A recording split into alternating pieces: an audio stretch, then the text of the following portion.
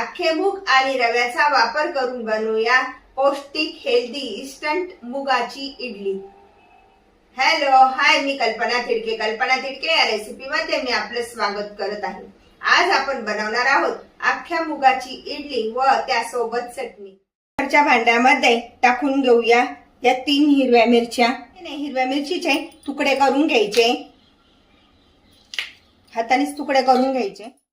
या 7-8 लसूण पाकळ्या, ही देठासहित कोथिंबीर, कढीपत्ता आणि हे 1 वाटी हिरवे मूग भिजवून ठेवलेले। 3 तास हे मूग असे भिजवून ठेवायचे आणि ते मिक्सरला आता आपण बारीक करून घेऊया। त्यामध्ये टाकून घेऊया ही 1 छोटी शिमला मिरची, अर्धी वाटी दही। आता याचं पाणी न टाकताच आपण वाटण करून घेऊया। एकदम बारीक असं वाटण तयार करायचंय। हे पाणी न टाकताच वाटून घेतलेलं आहे। ते एका भांड्यामध्ये काढून घेऊया, एका बाउल मध्ये।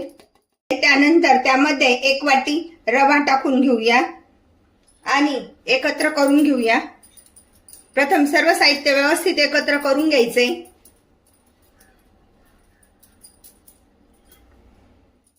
ज्या वाटीच्या मापानुसार दही घेतले त्याच वाटीच्या मापानुसार आपण अर्धी वाटी हे पाणी टाकून घेणार आहोत। आपण ज्या मिक्सर मध्ये वाटण तयार केलंय त्याच मिक्सर मध्ये अर्धी वाटी पाणी टाकून घेतलेले। आता हे सर्व साहित्य आपण व्यवस्थित एकत्र करून घेऊया।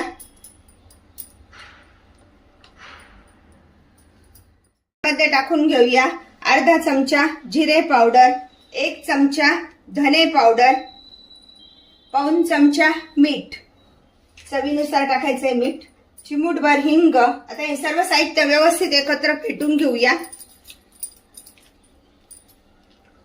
हे सर्व साहित्य व्यवस्थित एकत्र केलंय। 10 मिनिटं छान भिजू देऊया।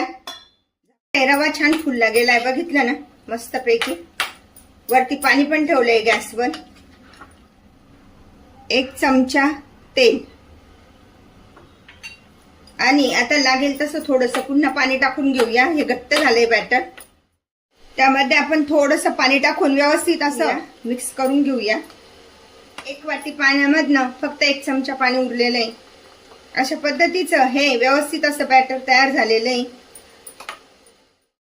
1 वाटी पाण्यामधनं एवढं पाणी उरलेलं आहे। हे असं थोडंसं 1 चमचा। त्यामध्ये आपण इनोचं पाऊच टाकून घेऊया। जास्त नाही टाकायचंय, थोडासाच टाकायचा इनो। त्यावर पाणी टाकून घेऊया जे उरलेलं आहे ते शिल्लक राहिलेलं, आणि छान असं फेटून घेऊया व्यवस्थित।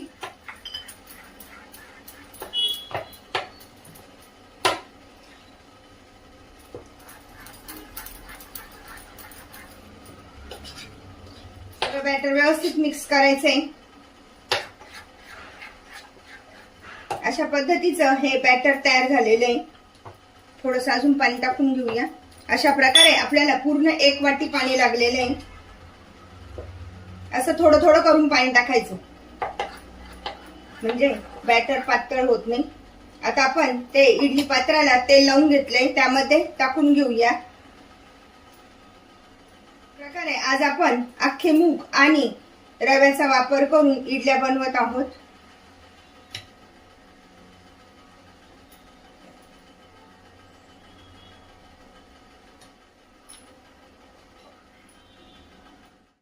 छान उकळी आली आहे, तर हे इडली पात्र त्या भांड्यामध्ये ठेवून घेऊया आणि झाकण लावून 10 मिनिटे वाफू देऊया। इडल्या बनतायत तोपर्यंत आपण चटणी बनवून घेऊया। 2 लाल मिरच्या घेतलेल्या आहे, किसलेलं खोबरं घेतलेलं आहे, सुकं खोबरं आहे ते। जर ओला असेल तर मग अधिकच उत्तम। थोड्याशा डाळ्या घ्यायच्या आहे, चवीनुसार मीठ घ्यायचंय, अर्धा चमचा। आता हे मिक्सरला बारीक करून घेऊया। 10 मिनिटं झाले तर गॅस बंद करूया आणि इडली थंड होण्यासाठी ठेवूया। अर्धा चमचा तेल, जास्त पण टाकायची गरज नाहीये चटणीला। चमचा मोहरी तडतडली की गॅस बंद करून टाकायचा। चिमूटभर हिंग, कढीपत्ता। गार झाल्यानंतर थोडंसं लाल तिखट टाकायचंय आणि हा सुटसुटीत तडका आपण चटणीवर देऊया। सुरीत तडका आपण चटणीवर टाकून घेतलेला आहे. थोडस हलवून देऊया व्यवस्थित. चिरलेली कोथिंबीर टाकूया.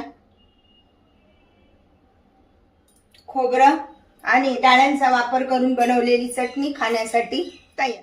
1 वाटी भिजवलेले मूग व रव्याचा वापर करून बनवलेली इन्स्टंट इडली खाण्यासाठी तयार. अशा प्रकारची पौष्टिक व हेल्दी इडली तुम्ही पण बनवा आणि मला मात्र कळवा कशी झाली येते. लाईक आणि सबस्क्राईब करायला विसरू नका. पुन्हा आपण भेटूया नवीन रेसिपीसह. थँक्यू.